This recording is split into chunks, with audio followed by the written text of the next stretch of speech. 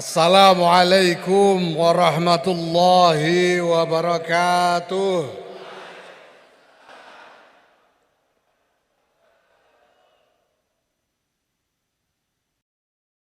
Alhamdulillah wa syukurillah. Wassalatu wassalamu ala rasulillah. Sayyidina wa maulana Muhammadin ibn Abdullah. Wa ala alihi wa sahbihi wa mawala. Amma ba'd. Yang mulia Kiai Abun Bunyamin, Rais Syuriah Pengurus Wilayah Nahdlatul Ulama Jawa Barat, beserta para kiai, para alim ulama yang hadir fi ma'azzukum. Saya lihat saya hafal sekali ini Kiai Ateng dari kota Tasikmalaya, Masya Allah.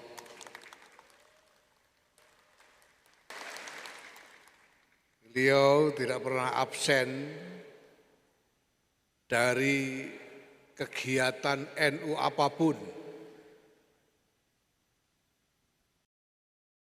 Walaupun beliau harus hadir dengan kursi roda.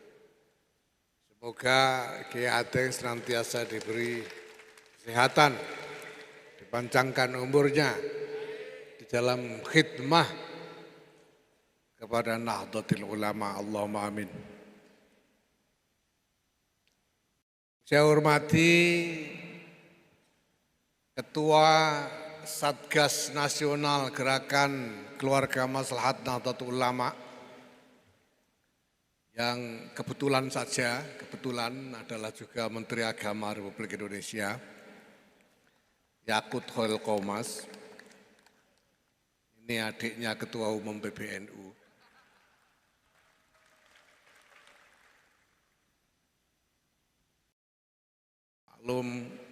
Maklum kalau dia agak segan pidato di depan saya, karena sejak kecil biasanya saya pidatoi terus.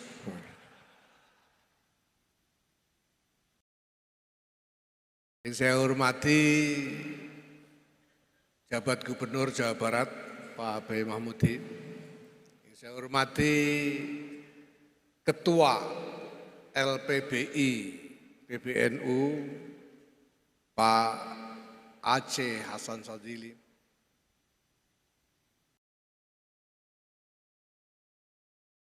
Yang saya hormati Kepala Kanwil Kementerian Agama beserta jajarannya. Yang saya hormati Kepala Kepolisian Daerah Jawa Barat, Pak Wiyagus, Pak Ahmad Wiyagus. Alhamdulillah. Saya selama menjadi Ketua Umum Pengurus Besar Nahdlatul Ulama ini tidak pernah jauh-jauh dari polisi.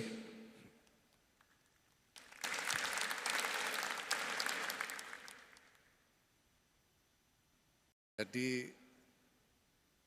sebagai Ketua Umum PBNU inilah saya merasakan kemana-mana diantar oleh polisi. Alhamdulillah. Dan saya sudah lapor kepada Presiden, Bapak Jokowi, dan juga kepada Pak Kapolri, Pak Sigit Listio, bahwa PBNU berharap di dalam menjalankan gerakan keluarga maslahat Nahdlatul Ulama ini nanti ada kerjasama yang erat dengan Kepolisian Republik Indonesia.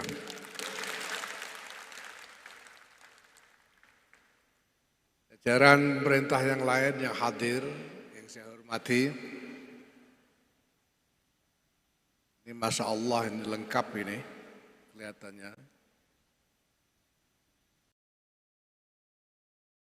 Dari PWNU, Pak Ketua Tanfidiyah, Pak Juhadi Muhammad, dan ini tadi saya dilapori bahwa PCNU juga hadir. Saya ingin tahu ini PCNU ini mukanya seperti apa saja ini. PCNU, MWCNU,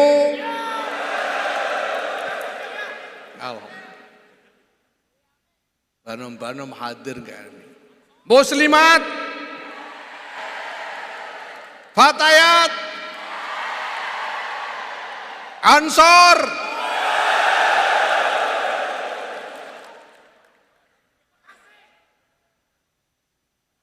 selamat datang di tahun kedua, abad kedua Nahdlatul Ulama.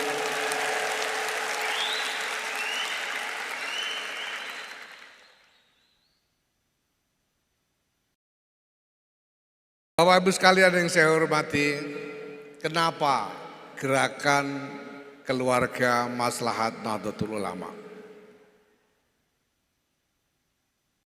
Nahdlatul Ulama ini adalah organisasinya ulama Ahlus Sunnah wal Jamaah di Indonesia.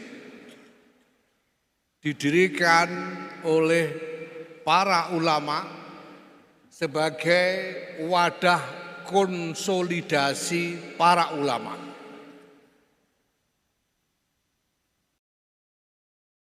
Maka Nahdlatul Ulama ini bukan sekedar kumpulan penganut mazhab saja. Nahdlatul Ulama ini bukan hanya soal mazhab akidah, mengikuti Imam Abul Hasan Al-Asy'ari dan Imam Abu Mansur Al-Maturidi saja. Bukan hanya soal mazhab fikih, mengikuti empat mazhab saja. Bukan hanya soal mazhab tasawuf, mengikuti Imam Abu Hamid Al-Ghazali dan Imam Al-Junaid Al-Baghdadi saja.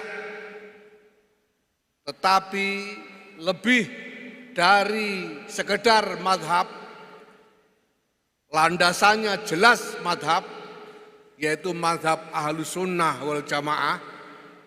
Tapi lebih dari itu, Nahdlatul Ulama ini adalah harokah.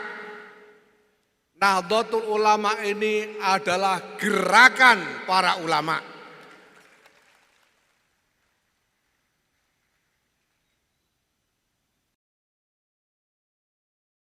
Maka Bapak Ibu sekalian yang saya hormati, kehadiran dan wujud dari Nahdlatul Ulama ini adalah cerminan dari kiprah para ulama itu sendiri. Maka apabila kita ingin memahami Nahdlatul Ulama, kita perlu memahami juga landasan-landasan kiprah, sikap, tekad, dan keyakinan dari para ulamanya. Jelas bahwa para ulama yang mendirikan Nahdlatul Ulama ini adalah ulama-ulama dari mazhab Ahlus Sunnah wal Jamaah. Sebagaimana yang dengan sangat tegas dinyatakan oleh Hadratus Syekh Kiai Muhammad Hasyim Asy'ari di dalam seruannya, ketika beliau mengatakan, halummu ayyuhal ulama wassadatul atqiya min ahli sunnati wal jamaah min ahli madhahibil a'immatil arba'ah. Ini seruan Hadratus Syekh Kiai Muhammad Hasyim Asy'ari. Yang diajak adalah para ulama dan para sadah yang bertakwa, yang berasal dari ahli sunnah wal Jamaah, yang di dalam syariat mengikuti mazhab 4, Maliki, Hanafi, Syafi'i, dan Hambali. Antum wa man tabi'akum minal fuqara wal aghniya wad du'afa wal aqwiya. Anda semua, wahai para ulama dan para sadar yang bertakwa, dan pengikut-pengikut Anda, mereka yang miskin, yang lemah, mereka yang kaya, mereka yang lemah, mereka yang kuat, semuanya, mari ila hadhil jam'iyah al-mubarakah, masuk bergabung di dalam organisasi yang berkah ini, al-mausumah binahdlatul ulama, yang diberi nama Nahdlatul Ulama. Maka Bapak Ibu, sekali lagi, Nahdlatul Ulama ini adalah gerakan yang mewujudkan apa yang menjadi kiprah, menjadi wazifah, menjadi tradisi dari para ulama. Para ulama kita ini, pertama, mereka bukan hanya para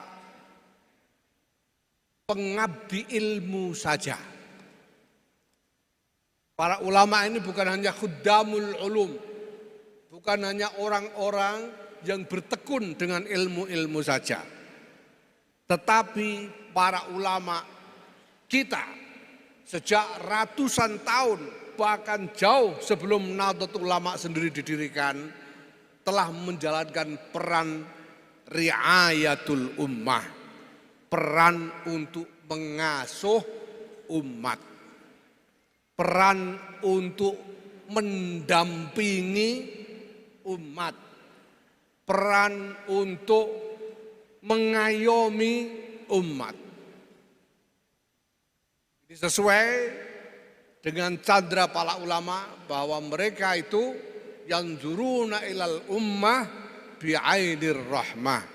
Para ulama ini memandang umat ini dengan cara pandang rahmah, dengan cara pandang yang penuh kasih sayang, dengan cara pandang yang siap untuk mengambil tanggung jawab, mengupayakan maslahat bagi umat. Ini para ulama kita. Nah, ketika kemudian mereka berkonsolidasi, bergabung dalam organisasi Nahdlatul Ulama ini, maka para ulama mulai berpikir tentang gerakan yang sistematis dalam cakupan yang luas, dalam cakupan yang bukan hanya di lingkungan masing-masing orang per orang ulama itu saja, tetapi dalam cakupan Indonesia. Nah, kita semua ini, Bapak Ibu sekalian, para pengabdi Nahdlatul Ulama, kader-kader Nahdlatul Ulama ini adalah santri-santrinya ulama. Santri-santrinya ulama, kewajiban santri adalah pertama-tama membantu kiainya di dalam menjalankan tugas-tugas. Kalau kiai mengajar, kita santri tekun mendengarkan ajaran-ajarannya. Kalau kiai bekerja untuk masyarakat, kita santri-santri siap sedia menyingsingkan lengan baju untuk membantu kiai-kiai kita.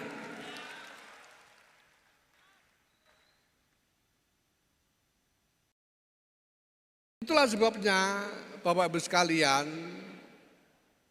kita sampai pada keputusan untuk memulai gerakan keluarga maslahat Nahdlatul Ulama ini. Karena keluarga-keluarga di dalam masyarakat inilah yang selama ini menjadi keprihatinan, menjadi perhatian dari para ulama kita.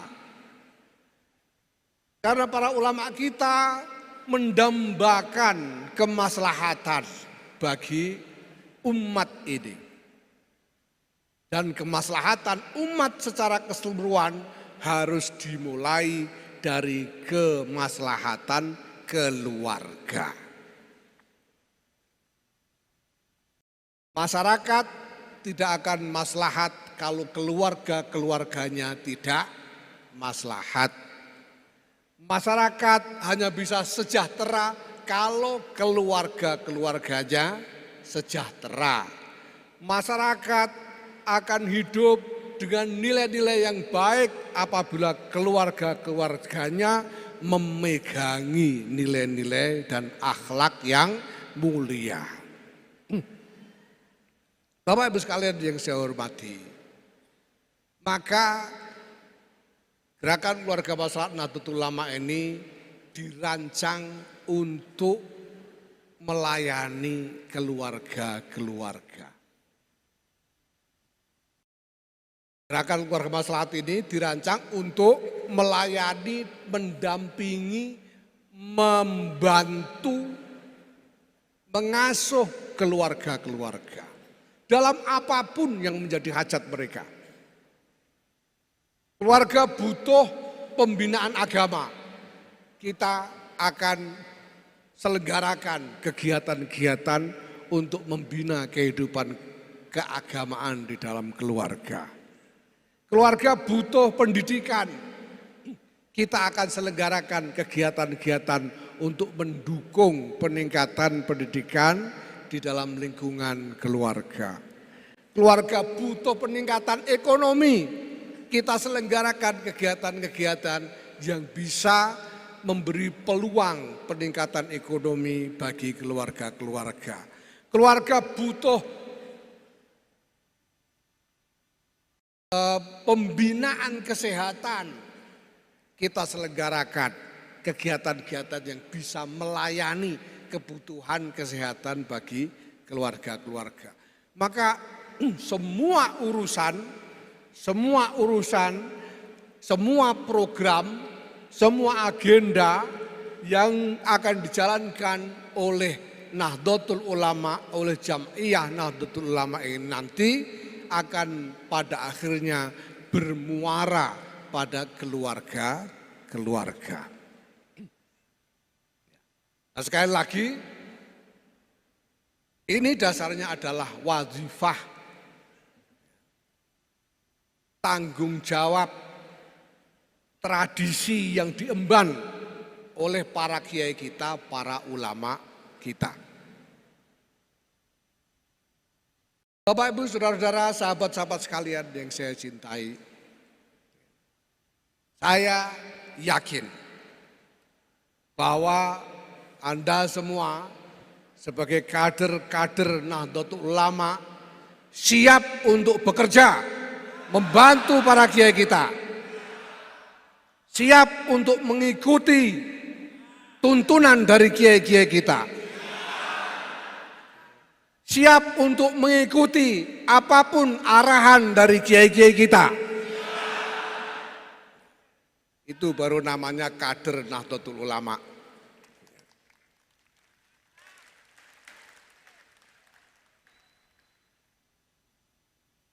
Kenapa kita mengikuti kiai-kiai kita? Karena kiai-kiai kita ini adalah kiai-kiai yang berkhidmah tanpa pamrih apapun. Kiai-kiai kita berkhidmah tanpa mengharapkan jabatan apapun. Berkhidmah tanpa mengharapkan upah apapun. Maka kita mengikuti kiai-kiai kita, ulama-ulama kita itu berarti kita melaksanakan perintah Quran. ittabi'u man la yas'alukum ajra wa hum muhtadun.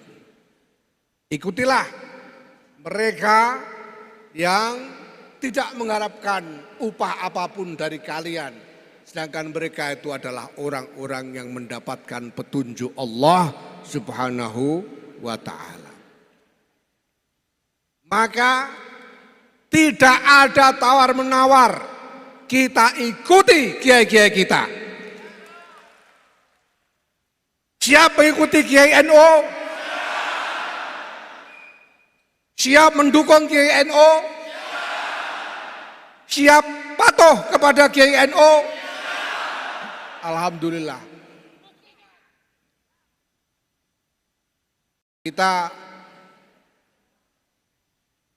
perlu penegasan tentang ini karena kita akan segera memasuki masa-masa ketika kesetiaan kita, tekad kita, baiat kita sebagai kader akan diuji oleh sejarah.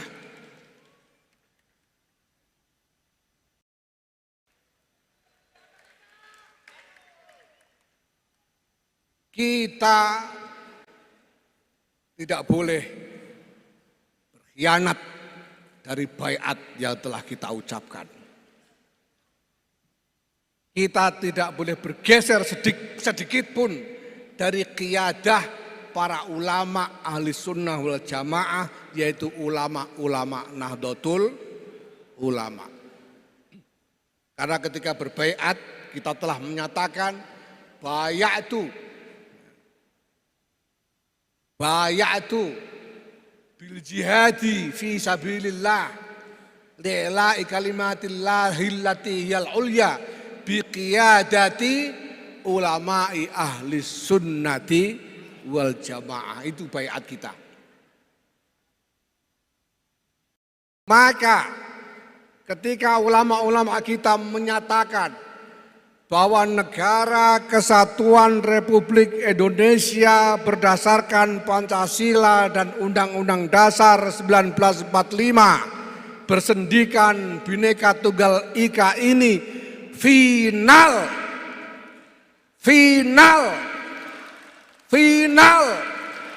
Kita tidak boleh melirik apapun selain itu.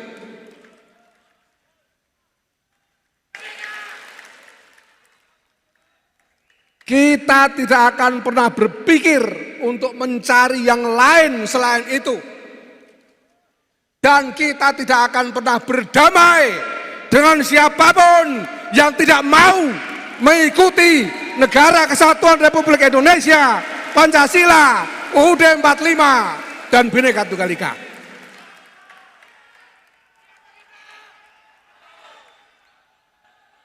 Tidak demi apapun, tidak demi upah, tidak demi pembelian apapun, tidak demi jabatan, tidak demi kekuasaan, tidak demi kepengen jadi presiden atau wakil presiden.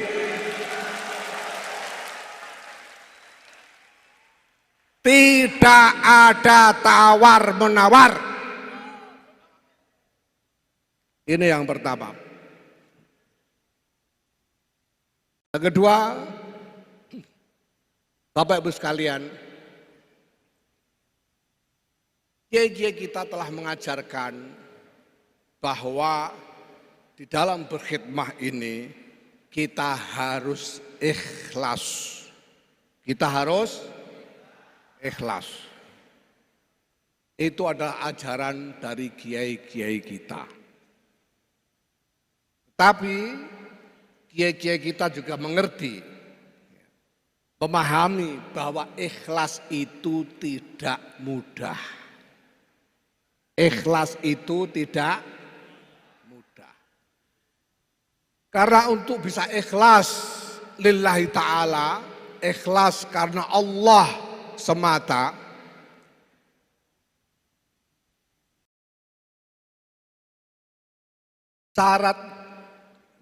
syarat untuk ikhlas itu adalah bahwa kita harus sudah mengenal Allah. Syarat untuk ikhlas itu adalah kita harus sudah mengenal Allah. Bagaimana mungkin Anda mau bekerja dengan ikhlas demi yang tidak Anda kenal?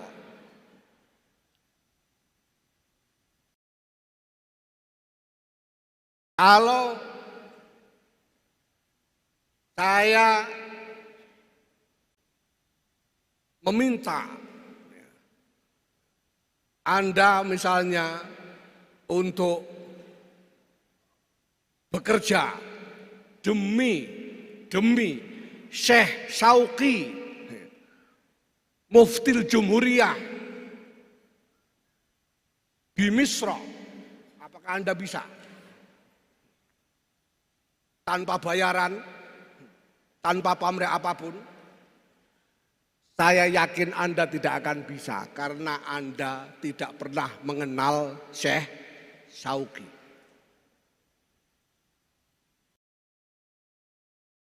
Apalagi kalau saya minta Anda bekerja ikhlas untuk Allah Subhanahu wa Ta'ala, sementara Anda belum mengenal Allah. Maka syarat ikhlas itu adalah ma'rifatullah. Tidak mungkin orang bisa ikhlas kalau belum ma'rifat kepada Allah. Dan kita semua tahu, para ulama kita juga tahu bahwa ma'rifatullah itu juga tidak mudah. Perlu pergulatan lahir batin yang lama untuk bisa mencapai makom ma'rifatullah. Untungnya Bapak Ibu sekalian, untungnya kita juga diajarkan tentang wasilah, tentang tawassul.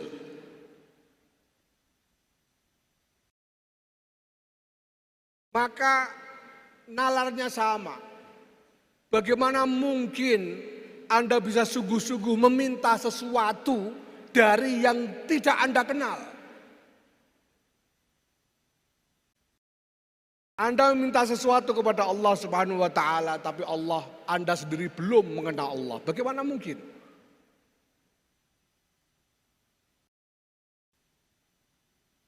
Tetapi ulama-ulama kita mengajarkan tawassul. Tawassul ini artinya kita melakukan tadarruk kepada Allah yang walaupun belum kita kenal, tapi dengan orang-orang soleh yang lebih kita kenal. Kalau kita belum kenal kepada Allah, sehingga harapan terkabulnya doa itu tidak terlalu besar, kita bisa minta tolong kepada Kiai Abun Bunyamin untuk memintakan buat kita kepada Allah. Ya. Nah, demikian juga ikhlas. Kalau ada di antara kita yang belum mencapai makom ma'rifatullah sehingga belum bisa ikhlas lillah, mari kita ikhlas untuk berkhidmah kepada kiai-kiai kita yang sudah kita kenal. Ya, keikhlasan kita berkhidmah untuk kiai kita ini mudah-mudahan menjadi wasilah ikhlas kita kepada Allah Subhanahu wa Ta'ala. Nah, Bapak Ibu sekalian yang saya hormati, walaupun tadi oleh Ketua Satgas Nasional dikatakan bahwa ini baru kick off, baru peluncuran, tapi sebetulnya sudah ada beberapa program yang berjalan di Jawa Barat ini. Misalnya program penanggulangan stunting di Bandung Barat. Mana Bandung Barat? Bandung Barat hadir. Program penanggulangan stunting sudah berjalan di Bandung Barat dan akan segera diikuti 5 cabang yang lain. Sudah ada terlaksana juga program kehutanan sosial. Kemarin sudah dibagi sertifikatnya oleh Presiden Joko Widodo di GBK, tanggal berapa kemarin itu. Dan sudah ada 5 kabupaten di Jawa Barat ini yang memperoleh sertifikat untuk kehutanan sosial. Dan nanti segera diikuti oleh cabang-cabang lainnya. Dan ini nanti akan segera kita mulai dengan prioritas. Ada program dari Kementerian Agama, mumpung ketua Satgasnya Menteri Agama, yaitu program Keluarga Sakinah. Insya Allah akan segera dimulai bekerja sama dengan Kementerian Agama. Alhamdulillah. Bapak Ibu, gerakan keluarga maslahat ini akan menjadi gerakan nasional. Akan menjadi gerakan nasional. Seluruh Indonesia akan kita laksanakan. Dan kita percaya diri untuk bisa melaksanakan itu karena kita didukung oleh wibawa-wibawa yang besar. Perlu saya sampaikan di sini bahwa selain telah terbentuk Satgas Nasional Gerakan Keluarga Maslahat, telah terbentuk juga Dewan Pengampu Gerakan Keluarga Maslahat. Dewan Pengampu inilah yang nantinya akan memberikan arahan, akan membantu menyerukan partisipasi kepada warga, akan melakukan evaluasi terhadap kerja-kerja gerakan keluarga maslahat kita ini, akan membantu kita untuk terhubung dengan pihak-pihak yang bisa kita jalin kerjasama. Ingin tahu siapa saja anggota Dewan Pengampunya? Dewan Pengampu ini anggotanya ada 5 orang. 5 orang yang oleh pengurus besar Nahdlatul Ulama sebagai hasil rapat gabungan Suryatan Bidiyah dipilih karena keberadaannya sebagai tokoh dan sesepuh Nahdlatul Ulama, lepas dari jabatan-jabatan apapun lainnya. Ya. Sekali lagi, ini adalah tokoh-tokoh dan sesepuh-sesepuh Nahdlatul Ulama terlepas dari jabatan apapun lainnya. 5 orang anggota Dewan Pengampu itu adalah pertama, Insinyur Haji Joko Widodo.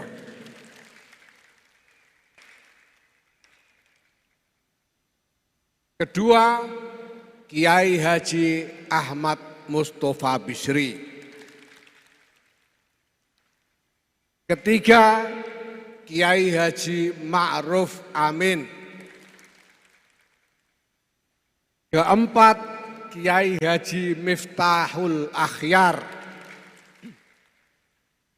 Dan kelima, Nyai Hajjah Sinta Nuriyah Abdurrahman Wahid. Sekali lagi, para Dewan Pengampu ini dipilih sebagai tokoh dan sesepuh Nahdlatul Ulama. Maka kalau saya sebut tadi ada Insinyur Haji Joko Widodo dan Kiai Haji Ma'ruf Amin, itu adalah sebagai tokoh dan sesepuh Nahdlatul Ulama terlepas dari jabatan apapun yang disandangnya. Maka sekarang telah kita tunjukkan kepada seluruh dunia bahwa Insinyur Haji Joko Widodo itu orang NU.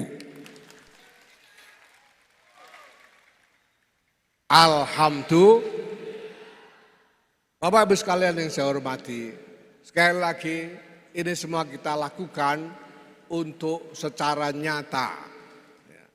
Secara nyata memproyeksikan, mengamalkan apa yang menjadi wadifah dari para kiai kita menjadi amalan organisasi. Yang tadinya merupakan amalan-amalan pribadi dari setiap kiai masing-masing, mari kita jadikan amalan organisasi. Kalau kiai-kiai itu masing-masing pribadi-pribadi sudah biasa mengasuh umat sehari-hari. Mari organisasi ini, jamiah ini juga kita bawa, kita orientasikan kepada pengasuhan, pengayoman, pendampingan umat secara langsung. Mudah-mudahan ini semua menjadi ikhtiar yang mardiyah, yang diridhoi oleh Allah Subhanahu wa taala. Ya Rabbal Alamin. Wakil Rais Am Kiai Anwar Iskandar kemarin mengajarkan bahwa amin harus disambung dengan ya Rabbal Alamin. Supaya tidak syubhat, begitu ajaran beliau ya. Ini Wakil Rais Am Pengurus Besar Nahdlatul Ulama. Ya, semoga ikhtiar-ikhtiar kita ini sungguh-sungguh mampu menghadirkan maslahat yang nyata. Bukan hanya bagi umat Nahdlatul Ulama saja, bukan hanya bagi umat Islam saja, tetapi juga bagi seluruh warga masyarakat Indonesia. Allahumma amin ya Rabbal Alamin. Wallahul muwaffiq ila aqwamit thariq. Wassalamualaikum warahmatullahi wabarakatuh.